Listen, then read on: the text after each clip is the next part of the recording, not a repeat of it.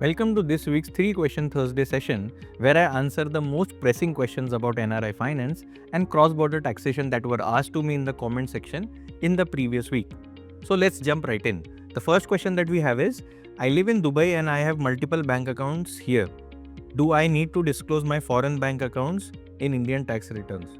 See, it's a great question about foreign account disclosure.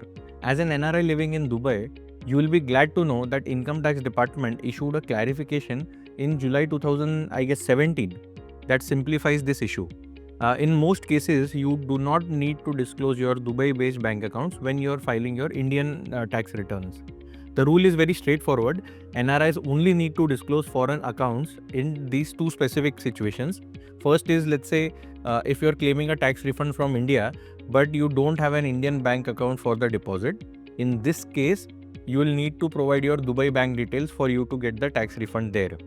And the second is, if you earn income that's taxable in India, like your rental income or from property, and that income is directly credited to your Dubai bank account, only in that case you are required to disclose this bank account details to IT department. So for everyone else, including NRIs who have Indian bank accounts for refunds or aren't claiming their refunds at all, there's no requirement to disclose your foreign bank accounts to Indian tax department. This is actually a good news for most Dubai residents, as it means less paperwork and very fewer disclosures whenever required. Only remember that you might not need to disclose these accounts themselves. Any Indian sourced income flowing into these accounts still needs to be reported to the Indian tax department, regardless where the money is deposited. Now, the second question that we have is, as an NRI, should I file tax returns in India? I get my salary in USA and have some major income sources in India. See, absolutely yes, you should be filing taxes in India. While your US salary isn't taxable in India, your major income in India definitely triggers filing requirement. So if you want to know why it is necessary, see, any NRI with an Indian sourced income exceeding 2.5 lakh, which is like almost 4 lakh this year, must file an ITR return. This includes your rental income, your interest income, any capital gains that has been arised through any investments in India, or any income generated in India. You need to consider that. Now, even if your income falls below this threshold, filing still makes financial sense for several other reasons. First is, you might have to file ITR to take refund of any excess TDS that has been deducted. Let's say your tenant deducts some TDS or your bank has deducted some TDS on the interest income. Second is, filing allows you to carry forward capital losses to offset them with future gains. So let's say you had some shares where there were some losses, and when you book those losses, you can set them off against the future gains that you have in some other shares. And third is, maintaining a clean tax record in India helps you with visa applications, maybe some financial audits, property transactions. Sometimes banks for giving you home loans might require your ITR returns of the previous year. So even if your US salary is there, which most of the money you receive outside India, you still have to do the right tax filing for your Indian income. So the third question that we have is, will a GIFT City USD saving accounts be designated to a resident Indian account when I return back to India after living outside for 10 years?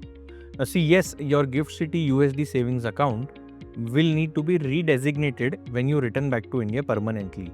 This is part of the cross-border RBI requirement for all NRI accounts, which includes your NRE, NRO, or any specialized accounts like in case of GIFT City accounts.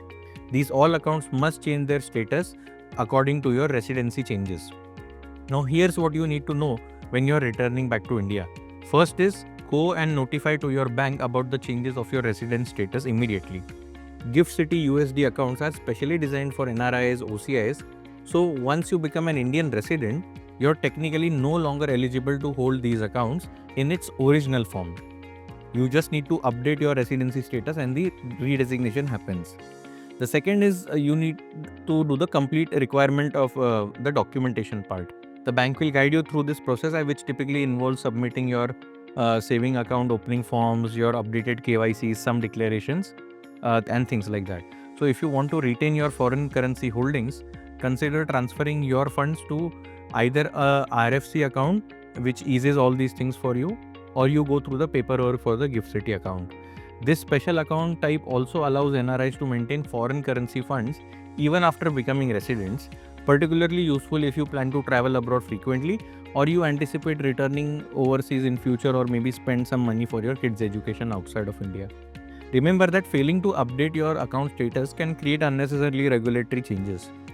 So the redesignation process is mandatory. It's not something like which is optional.